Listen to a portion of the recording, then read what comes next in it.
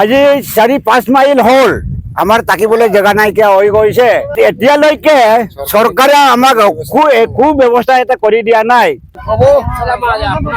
আজিৰ পৰা গৰাই আছে না ইয়াত নখাই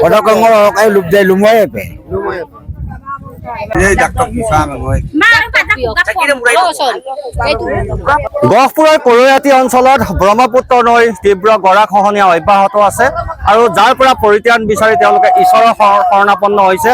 নদীৰ পাৰত এইদৰে তেওঁলোকে বন্তি প্ৰজ্বলন কৰিছে আৰু জয় হৰি বোলা ৰাম বোলা ধ্বনি দিছে আৰু নদীক আচলতে পূজা অৰ্চনা কৰিছে আৰু এয়া তেওঁলোকে পূজা অৰ্চনা কৰি আছে। হয় কওক।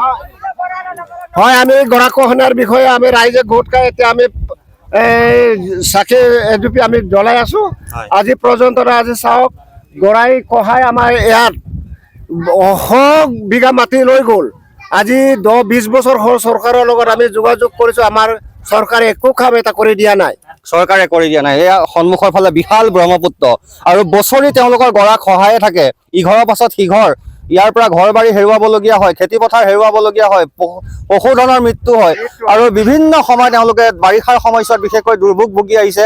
গৰা খহিয়েই থাকে, কোনো ধৰণৰ ইয়াত স্থায়ী সমাধানৰ ব্যৱস্থা চৰকাৰখনে কৰা নাই, যাৰ পৰিণতিত এইসকল ৰাইজ কিন্তু এতিয়া পূজা অৰ্চনা অৰ্থাৎ ঈশ্বৰৰ ওপৰতে শেষ ভৰসা কৰিছে, নহয় জানো? আমাৰ ইয়াত মানে গৰা কাটি কাটি আজি 3-4 মাইল জেগাৰ পৰা এতিয়া 20-30 ঘৰমান মানুহ ক'ত গ'ল ক'ত নগ'ল উপায় নাই।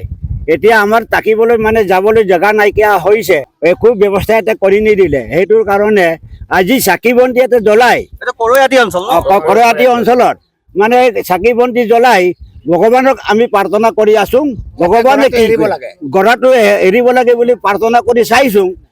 এতিয়া প্ৰাৰ্থনা কাম দিয়ে নে নিদিয়ে ক'ব নোৱাৰে। চৰকাৰে যেতিয়া আমাক ব্যৱস্থা কৰি নিদিয়ে ঈশ্বৰে জানো আমাক চাব। সেইটোৰ কাৰণে ৰাইজৰ যথেষ্ট মনত দুখ, কাৰণ আগতে গাঁওসমূহ তাত আছিলে, এতিয়া খহাই খহাই বহু পৰিয়াল মানে প্ৰায় ইয়াৰ মানে 5 কিলোমিটাৰ বুলি ক'লেও বেয়া নহয় আৰু 5 কিলোমিটাৰ ইয়াত মানে আমাৰ গাঁও আছে। ইয়ালৈকে আমাৰ এতিয়া চলিবলৈ একো সুবিধা নাই। গতিকে আমি এনেকে ঘৰৰ ওপৰতে ল'ৰা ছোৱালী পোহপালন কৰি আছো আৰু কেনেকে কি আৰু ধৰ ইয়াততো আগতে খেতি পথাৰ আছিল। খেতি পথাৰ মানে গোটেই তামোল বাৰী এতিয়াও চাব পাৰিব। তামোল বাৰী মানে তামোল বাৰী চব এতিয়া নৈ বৈ গৈ আছে এবাৰ তামোলৰ যিটো টকা জেগাটোত।